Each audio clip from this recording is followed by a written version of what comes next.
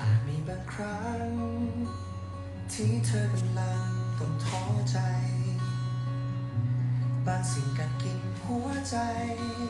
คล้ายกำลังจะหลงทางเหนื่อยมากใช่ไหมเห็นเธอมีแต่น้ำตาแต่อยากให้เธอรู้ว่ายังมีฉัน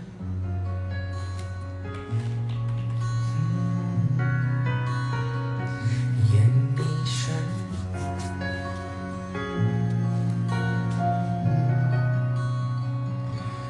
โปรดมองที่ฉัน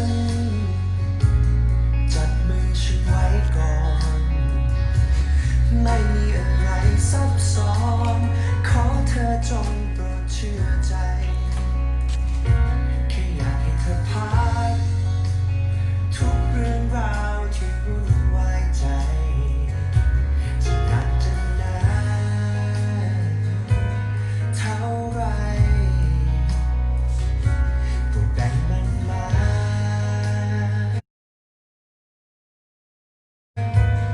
ที่ฉันว่าพรุ่งนี้เธอจะพบกับสิ่งใดจะดีจะร้ายเธอยังมีฉันเสมอจะสุขจะทุกข์ฉันก็พร้อมไปกับเธอ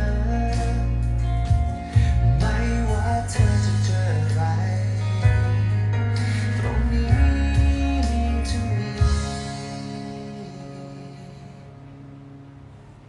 ไม่ว่าพรุ่งนี้จะเลวร้ายขนาดไหนจะดีจะร้ายเธอมาไว้วันมีฉันจะสุขจะทุกข์ฉันก็พร้อมจะฝ่าฟันและข้ามมันไปด้วยกันตรงนี้จะมีฉันอยู่ข้างเธอ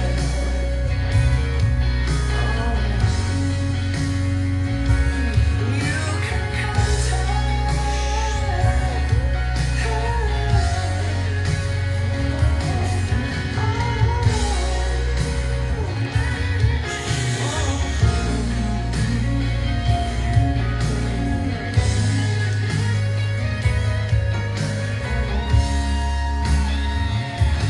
ไม่ว่าพรุ่งนี้เธอจะพบกับสิ่งใดจะดีจะร้ายเธอยังมีฉันเสมอจะสุขจะทุกข์ฉันก็พร้อมไปกับเธอไม่ว่าเธอจะเจออะไรตรงนี้จะมีไม่ว่าพรุ่งนี้จะเลวร้ายขนาดไหนจะดีจะร้ายจำเอาไว้ว่ามีฉันจะสุขจะทุกข์ฉันก็พร้อมจะฝ่าฟันและข้ามมันไปด้วยกันตรงนี้จะมี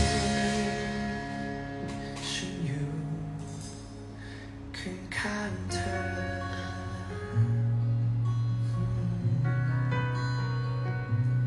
อยู่ข้างๆเธอ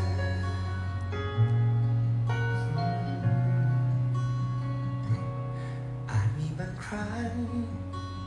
ที่เธอกำลังต้องท้อใจบางสิ่งกัดกินหัวใจคล้ายกัน